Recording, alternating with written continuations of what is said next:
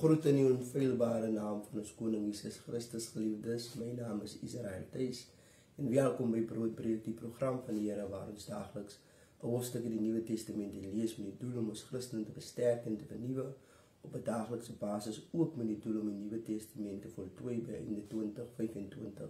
Vandag gaan ons begin met Handelinge hoofstuk 1 en die opskrif lees: Jesus gee aan sy disippels die belofte van die Heilige Gees.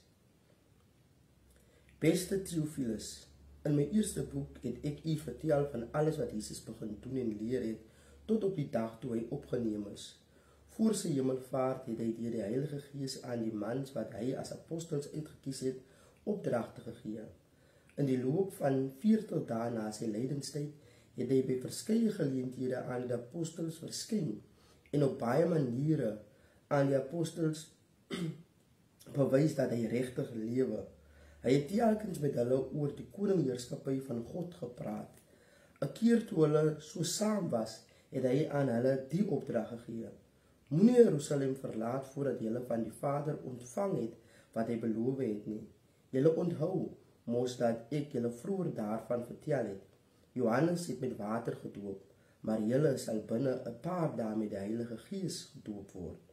Toe hulle 'n keer weer bymekaar was, het die apostels Jesus aanhou vra: Here, is dit nou die tyd dat u Israel weer 'n onafhanklike volk met 'n eie koning gaan maak?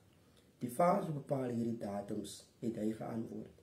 En die bedoeling is nie dat julle dit moet ken nie, maar wanneer die Heilige Gees oor julle kom, sal julle krag ontvang en oral mense eerstehands van my vertel, in Jerusalem, oor die hele Judea, in Samaria en tot in die uithoeke van die aarde. Hy het dit gesê en is toe in die hemelruim opgeneem terwyl hulle toekyk. Hy het in 'n wolk verdwyn. Toe hy wegraak en hulle nog stip na die hemel kyk, het daar skielik 2 mans in wit klere by hulle gestaan. Die 2 mans sê toe: Galileese manne, waarom staan julle na die hemel en kyk? Jesus is van julle af weggeneem in die hemel in. Hy sal egter net so terugkom soos julle hom in die hemel sien ingaan het.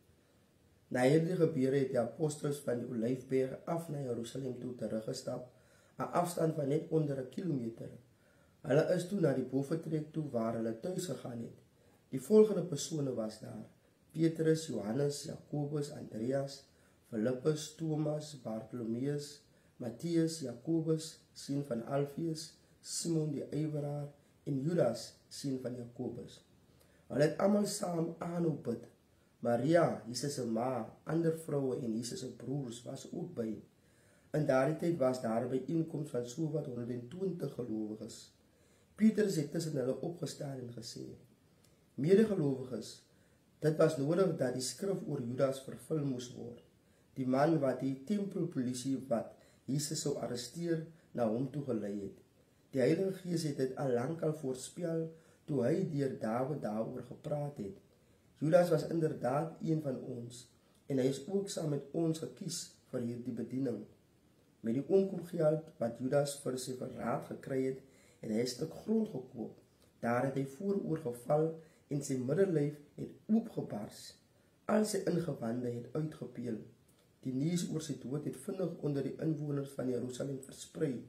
Hulle het daardie plek toe Akeldama genoem, 'n Arameese woord vir bloedgroot beteken.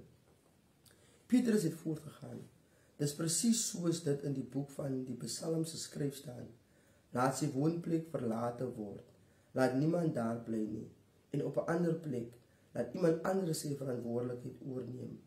Daarom moet ons nou iemand anders kies. Dit moet een van die mans wees wat die hele tyd toe die Here Jesus by ons was, ook saam met ons was. Van die tyd toe Jesus heel aan die begin deur Johannes gedoop is, tot op die dag toe hy van ons af die hemel in opgeneem is. Die een wat gekies word, sal saam met ons getuie wees van Jesus se opstanding. Hulle stel toe 2 voor: Josef, wat ook Barsabas of Justus genoem word, en Matthias. Hulle het toe saam gebid dat die regte een verkies word. Here, het hulle gebid, U ken elke hart.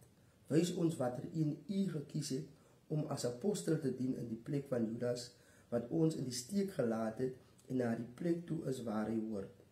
Hulle het toe geloot en die loting het vir Matthias aangewys. So is hy gekies as die 12de apostel.